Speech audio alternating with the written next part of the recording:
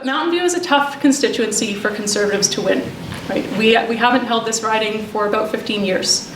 And the other parties know that too. And that's why they're all going to be running their star candidates here. So we have the leader of the Liberal Party, the new leader, the NDP's Justice Minister, and we have a prominent media personality for the Alberta Party. Some of you might have seen the Calgary Herald article the other day that said there has never been so many big name candidates competing for the same provincial riding. So if we want to compete here, if we want to win here, we need to have an equally compelling, experienced, credible candidate running in Mountain View. And I assume that most of you are here tonight because you want to try to figure out who that person is. So I want to tell you a little bit about myself. I was born and raised here in Calgary, and this is where my husband Jared and I are raising our own 2 children. I attended the University of Calgary for my undergraduate degree. I studied Chinese history. I then went to Washington, D.C. and earned a master's degree in international relations. And then I recently graduated with distinction with another master's in international human rights law from Oxford. I have private sector experience. My husband and I ran a business development consultancy. I recently wrote and co-produced an award-winning documentary, which actually played at the Calgary Film Festival here a couple weeks ago. And I have policy experience. So I was recruited back in 2012 by the federal government to serve as a senior advisor in our federal foreign ministry. So I've represented Canada on delegations to the G7 and the United Nations. My most recent file was actually nuclear non-proliferation and disarmament. So, you're doing a bang-up job, as evidenced by the current state of the world. You laugh, but we are still here. So.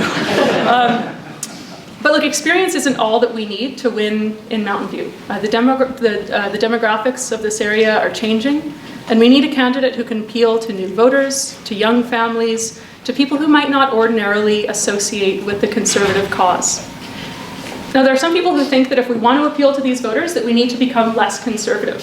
And I reject this premise vehemently. I disagree absolutely. I think what we need to do instead is to rediscover conservative first principles and re-articulate them in a way that can resonate with more voters. I think we just need to get better at telling our story. And I'll give an example.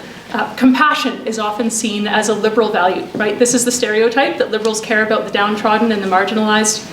But who do you think volunteers more? Conservatives. Who's more likely to give blood or to donate to charity? It's Conservatives.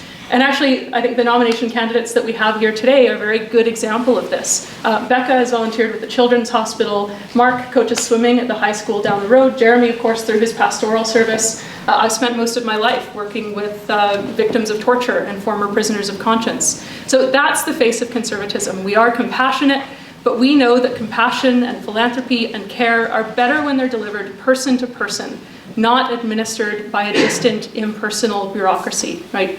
We know that if we want small government, and we do, that we need to care for our neighbors. And we know that we're free only insofar as we can exercise personal responsibility and govern ourselves.